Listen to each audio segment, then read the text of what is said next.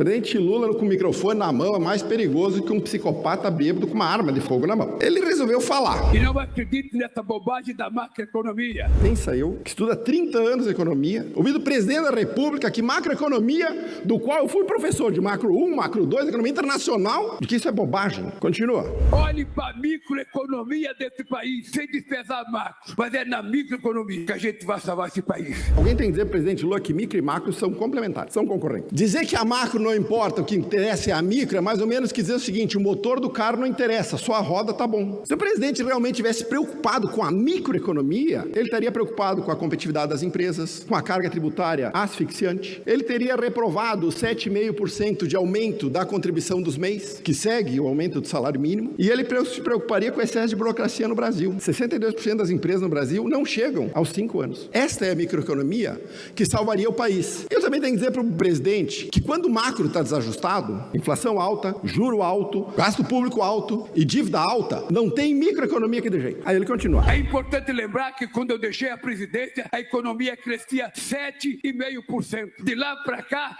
ela nunca mais cresceu acima de 3%. Precisou nós voltarmos para crescer acima de 3%, para mais emprego. O presidente Lula tem um lapso de memória que ele apaga da memória dele de 2011 a 2015. A Dilma não existiu para ele. Uma memória seletiva inacreditável, achando que nós vamos cair nesse papinho. Quando o Lula compara o governo de hoje, ou qualquer governo, com o estado da economia que ele deixou, é mais ou menos que nem o cozinheiro que toca fogo na cozinha, foge assustado, depois volta para culpar os bombeiros pela bagunça que ele encontrou. Esse 7,5% de crescimento do governo Lula é o chamado voo de galinha, provocado por subsídio, boom das commodities, crédito direcionado e gasto público descontrolado. O restado a gente já sabe, a maior recessão da história do Brasil. Continua falando besteira, presidente Lula. O povo, quando pega R$1.000, ele não vai comprar dólar, ele não vai depositar no banco, ele vai comprar o que comer, vai comprar o que vestir, vai comprar o que calçar, ele vai melhorar a vida da tua família, o dinheiro começa a circular, o comércio cresce, o comércio compra, a indústria produz mais, gera mais emprego, mais comércio, mais salário. Essa é uma visão infantilizada da economia. É uma visão que novamente despreza completamente o lado da oferta da economia. E é uma visão que, se tu levar no limite, a única coisa que eu tenho que fazer para um país crescer é tirar o dinheiro de todo mundo e dar para o pobre. Tira o dinheiro do empresário, tira o dinheiro da poupança, distribui para os pobres e a economia anda. Uma economia e uma renda só crescem efetivamente quando a oferta e a produtividade aumentam. Se isso não acontecer, você pode dar dinheiro quanto você quiser através de política distributiva. No final do processo, todos estaremos pobres. Que provavelmente, já disse, é a meta principal do governo Lula. Quanto mais pobre for a economia, quanto mais dependente do Estado for, maior é a chance dele conseguir se reeleger. Continua falando besteira. Eu quero pouco dinheiro na mão de muitos e não muito dinheiro na mão de poucos.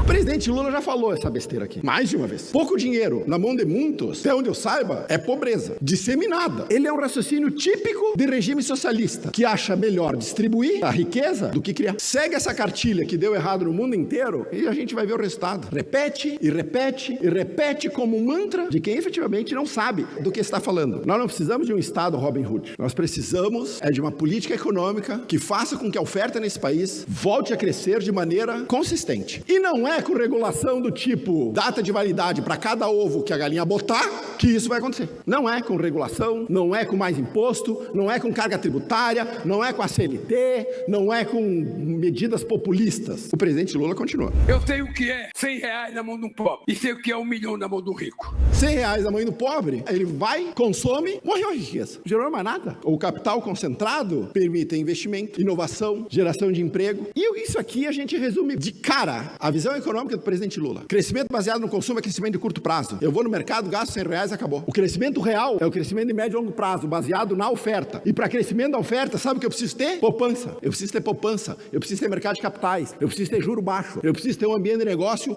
favorável ao empreendedor. Nada disso tem com esse governo. Finalmente, o presidente Lula mostrou a verdadeira face dele: populista, demagogo, oportunista, desinformado, irresponsável e anticapitalista. Alguém avisa o presidente Lula que economia não é feitiçaria. Não é com terraplanismo econômico que nós vamos mudar o Brasil. É com conhecimento e responsabilidade.